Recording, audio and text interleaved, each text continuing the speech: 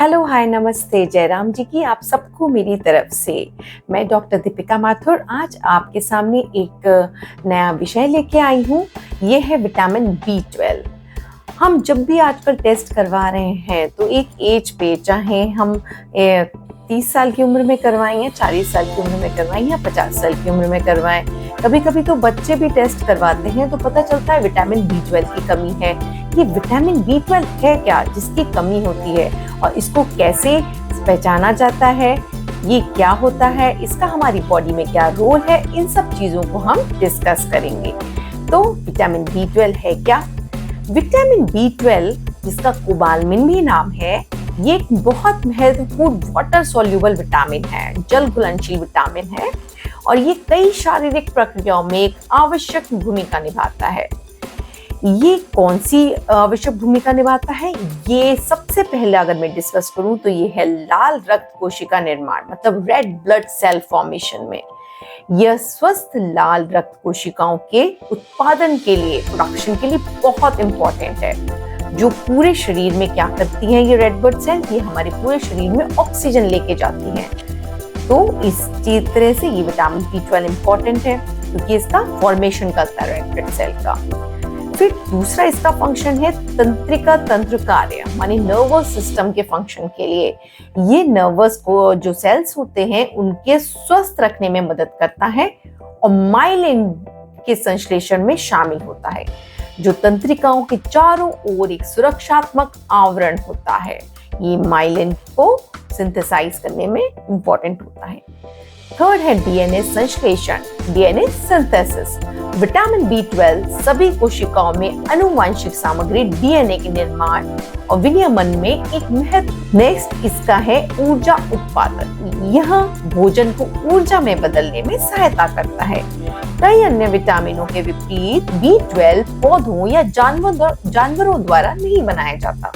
यह बैक्टीरिया और आर्किया जैसे सूक्ष्म जीवों द्वारा संश्लेषित किया जाता है। जानवर इसे इन सूक्ष्म जीवों से दूषित खाद्य पदार्थ खाने या अपने आंत बैक्टीरिया से अवशोषित करके प्राप्त करते हैं। विटामिन B12 की अगर कमी हो जाए तो हमें क्या लक्षण महसूस होते हैं? विटामिन B12 की कमी से कई तरह के लक्षण होते हैं, जैसे अक्सर धीरे धीरे विकसित होते हैं ये लक्षण। जैसे पहले तो ये बहुत माइन्यूट रहते हैं, बहुत सूक्ष्म होते हैं, जो हमें पता भी नहीं चलते। अगर इनको उपचार ना किया जाए तो ये अनचेंजेबल न्यूरोलॉजिकल डिजास्टर कॉज कर सकते हैं, मतलब अपरिवर्तनशील न्यूरोलॉजिकल क्षति का कारण बन सकते हैं ये। जैसे इसके सामान्य लक्षणों की अगर मैं बात करूं तो ये है थकान और कमजोरी। लाल रक्त कोशिका उत्पादन या एनीमिया में कमी के कारण सबसे आम लक्षणों में ये एक है। अगर आपको थकान और कमजोरी हो रही है तो ये हो सकता है कि आप में विटामिन B12 की कमी हो। पीली या पीलिया वाली त्वचा, आपकी जो त्वचा है, स्किन का कलर, वो क्या होगा? लाल रक्त कोशिका उत्पादन में समस्या होने के कारण आपकी त्वचा का कलर क्या हो जाएगा? पीला हो जाएगा। ठीक है। फिर अगर हम एक और वो लें तो ये होता है सांस की तकलीफ और चक्कर आना। कई बार विटामिन B12 की कमी के कारण एनीमिया और कम ऑक्सीजन की आपूर्ति के कारण ये सांस की तकलीफ भी हो सकती है अगर आप में विटामिन B12 की कमी है तो।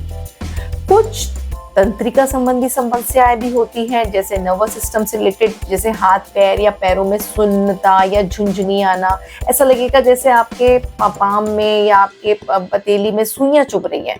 तो ये सब भी आपके नर्वस सिस्टम में अफेक्ट डाल सकता है विटामिन B12।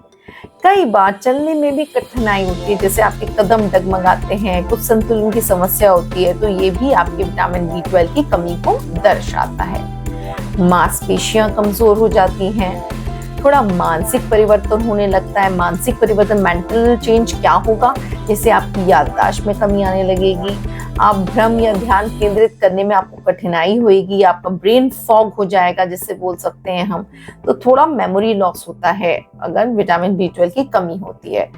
कई बार आप डिप्रेशन में जा सकते हो, थोड़े चिड़चिड़े हो सकते हो, आपकी पर्सनैलिटी में कुछ ना कुछ चेंज हो रहा है जो कि नॉर्मली नहीं रहता है, कुछ चेंज हो रहा है, तो वो भी विटामिन B12 की कमी के कारण हो सकता है।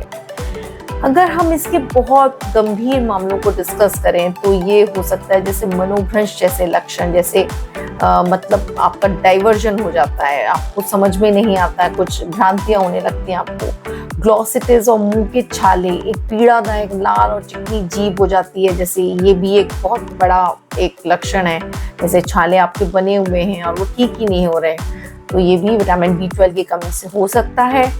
दृष्टि संबंधी गड़बड़ी भी हो सकती है, जैसे ऑप्टिक तंत्रिका जो क्षति होती है उससे क्या होगा कि आपकी दृष्टि जो होगी वो धुंधली होगी, तो ये भी विटामिन B12 की कमी से हो सकता है।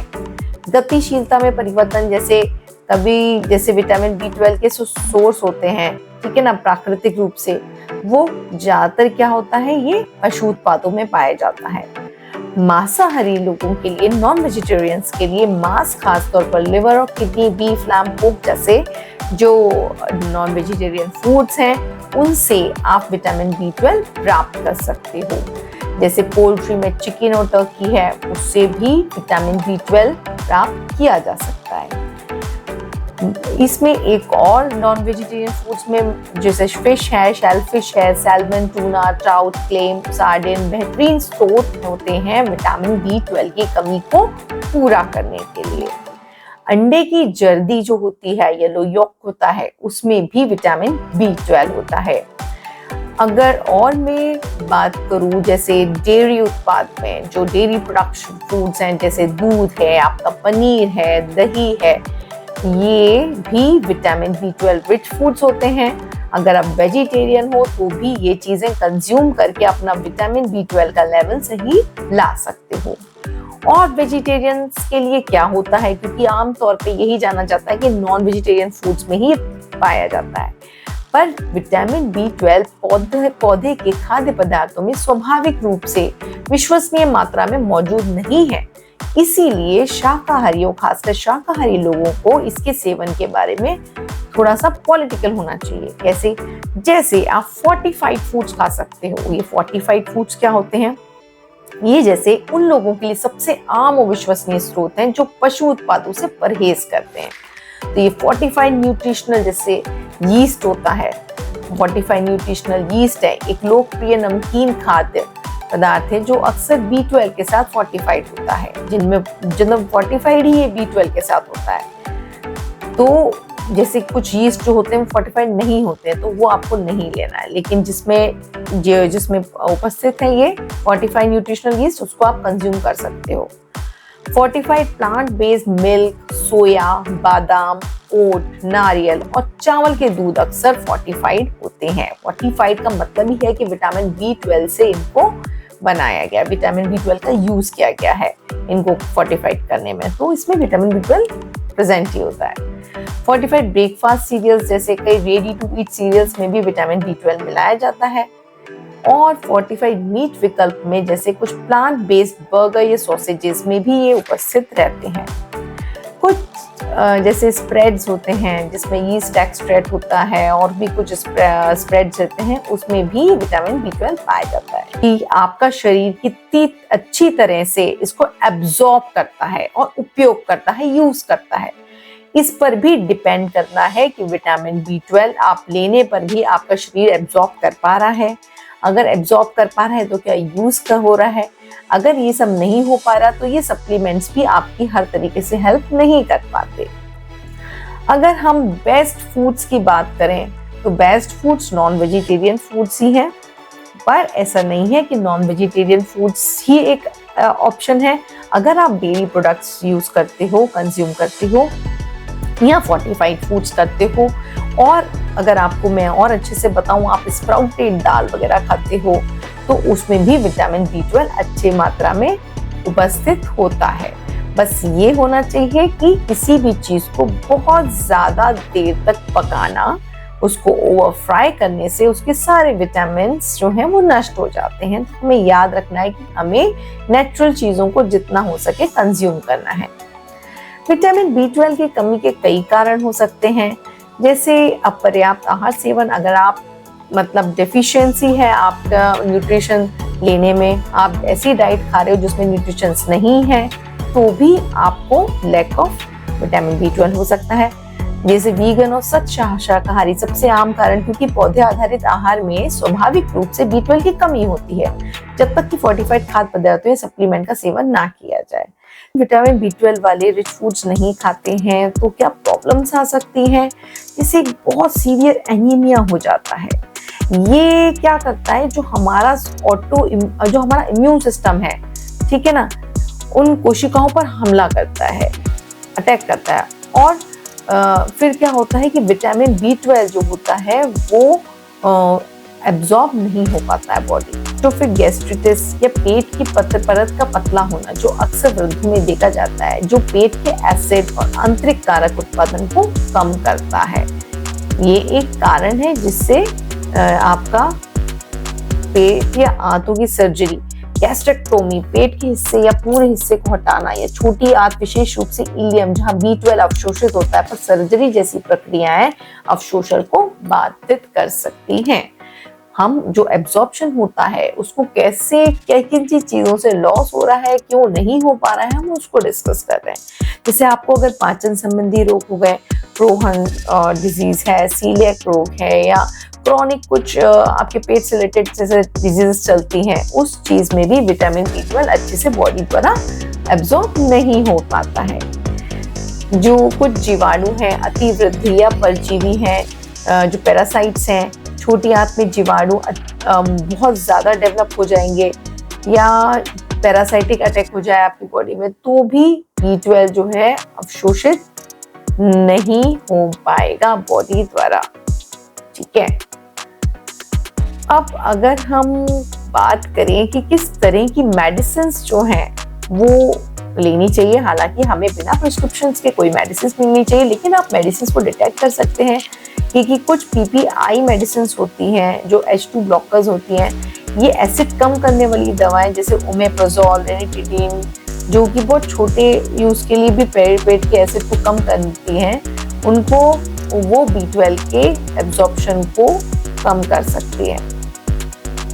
मेटफॉर्मिन टाइप 2 डायबिटीज के लिए एक आम दवा है जो समय के साथ B12 के अवशोषण में बाधा डाल सकती है। ये उन मेडिसिन की बात हो रही है जो कि हमारे B12 के एब्जॉर्प्शन को खराब कर रहे हैं। लगातार भारी मात्रा में शराब का सेवन पेट की परत को नुकसान पहुंचा सकता है और पोषक तत्वों के अवशोषण को बाधित कर सकता है। विटामिन B12 की कमी को दूर करना, ये कैसे विटामिन B12 की कमी को दूर कर सकते हैं हम? यदि विटामिन B12 की कमी का संदेह है या इसका निदान किया जाता है, आमतौर पर ब्लड टेस्ट होते हैं, तो इसका उपचार उद्देश्य सामान्य B12 के स्तर को नॉर्मल करना है, और यदि पॉसिबल हो तो पता करना है कि विटामिन B12 कम कैसे हो रहा है और कितने समय से कम चल रहा है। इसके बार बार ब्लड टेस्ट करवाने पड़ते हैं। अगर आप हर 6 महीने में ब्लड टेस्ट करवाते हैं तो विटामिन B12 का ब्लड टेस्ट जरूर करवाइए, जिससे आप उसके लिए तैयार हैं, उसकी मेडिसिन ले सकें और उसको कंट्रोल कर सकें, जिससे कि वो आपके और ऑर्गन्स को अफेक्ट ना करे। विटामिन B12 की खुराक ओरली मेडिसिन ली जाती हैं इसके लिए, और ये ओरल खुराक वाली B12 की गोलियां या लॉजिंग अक्सर प्रभावी होते हैं, खासकर अगर कमी आहार की अपर्याप्तता के कारण होती है। तो ये सबलिंगुअल जीभ के नीचे ऐसे रखकर, और कुछ लोग बहुत अच्छे से एब्जॉर्ब कर लेते हैं इसको, तो इस तरह से मेडिसिन फॉर्म में खा सकते हैं। कुछ नाक के स्प्रे भी आते हैं जो विटामिन B12 को देने का एक अच्छा ऑप्शन है। विटामिन B12 के इंजेक्शन भी होते हैं। अगर आपका विटामिन B12 बहुत ज़्यादा कम आता है तो उस स्टेज पर आपको इंजेक्शंस के लिए डॉक्टर प्रिस्क्राइब करते हैं। तो ये आमतौर पर गंभीर कमी या कुअवशोषण की समस्याओं के कारण, अगर एब्जॉर्प्शन बिल्कुल नहीं होता है, जैसे कुछ एनीमिया जैसे डिजीजेस हैं या कोई सर्जरी होके चुकी है, तो ऐसे व्यक्तियों के लिए आवश्यक होते हैं, क्योंकि वे एब्जॉर्प्शन के लिए पूरा हमारे डाइजेशन सिस्टम को बाईपास करते हैं। हाइड्रोक्सीकोबैलमिन या साइनोकोबैलमिन के इंजेक्शन इंट्रामस्कुलर रूप से दिए जाते हैं। शुरुआत में इंजेक्शन अक्सर जैसे 2 सप्ताह के लिए हर दूसरे दिन हो सकते हैं। उसके बाद कम लगातार रख रखाव जैसे हर 1 से 3 महीने के बीच में आप ले सकते हैं इसके इंजेक्शन, अगर डॉक्टर प्रिस्क्राइब करता है। आहार में अगर हम यूँ कहें कि न्यूट्रिशन में क्या चेंज लाने चाहिए, क्या बढ़ाना चाहिए, तो B12 युक्त फूड प्रोडक्ट्स का सेवन हमें ज़्यादा यूज़ करना चाहिए, जिससे वो बॉडी द्वारा अच्छे से एब्जॉर्ब हो और हमारी बॉडी के अंदर एब्जॉर्प्शन के कारण वो हमारी बॉडी में कभी भी कम ना हो। फोर्टिफाइड फूड प्रोडक्ट्स को हमें अपनी डाइट में शामिल करना चाहिए। ये शाकाहारी वेजिटेरियंस के लिए है तो इम्पोर्टेंट ही है, तो इस तरह से करना चाहिए।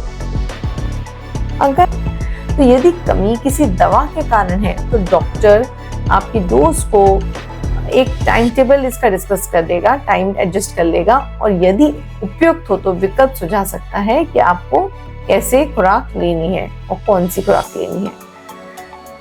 अब एक इम्पॉर्टेंट नोट अगर मैं आपको डिस्कस करूं तो ये आपके सॉल्यूशन के लिए कि विटामिन B12 सप्लीमेंट्स के साथ खुद भी उपचार करने से रक्त की गिनती में सुधार करके छिप सकती है, जबकि अंतर्निहित अवशोषण समस्या को संबोधित नहीं किए जाने पर न्यूरोलॉजिकल क्षति को बढ़ने की अनुमति मिलती है। उचित निदान और प्रबंधन के लिए हमेशा किसी स्वास्थ्य देखभाल पेशेवर से परामर्श करें, किसी अच्छे डॉक्टर को दिखाएं, किसी अच्छे डॉक्टर को दिखा के टेस्ट करवाएं, टेस्ट के बाद रिपोर्ट्स दिखाएं और फिर वो डॉक्टर के पास ले जाएं, जिससे वो आपको जिस क्वांटिटी में दवा देनी है, जो लेना है आपको मेडिसिन किस क्वांटिटी में देना है, वो अच्छे से बता पाएंगे। ज़रूरी नहीं है कि हर चीज़ इंजेक्शन और दवाइयों से ठीक हो सके। अगर आपका लेवल ब्लड टेस्ट करने के बाद नॉर्मल आता है और थोड़ा ही कम है तो ज़रूरी नहीं है कि आपका मेडिकेशन ही हो। ये कुछ डाइट में चेंज करने से, कुछ आपकी लाइफस्टाइल को चेंज करने से भी ठीक किया जा सकता है। बस ज़रूरी है आपको अच्छे से डायग्नोस करने के लिए, टाइम से इसके सिम्टम्स को देखने के लिए, टाइम से इनके सिम्टम्स को समझने के लिए और निरंतर रूप से अपने आप को ध्यान रखने के लिए। तो मेरा आपसे बस यही कहना है कि अपना ध्यान रखिए, अपने आप को चेक करवाते रहिए, मॉनिटर करते रहिए। आप और आपसे जुड़े लोगों को आपकी ज़रूरत है और अगर आप स्वस्थ रहेंगे तो आपके आसपास के लोग भी स्वस्थ और खुश रहेंगे। Thank you so much for listening.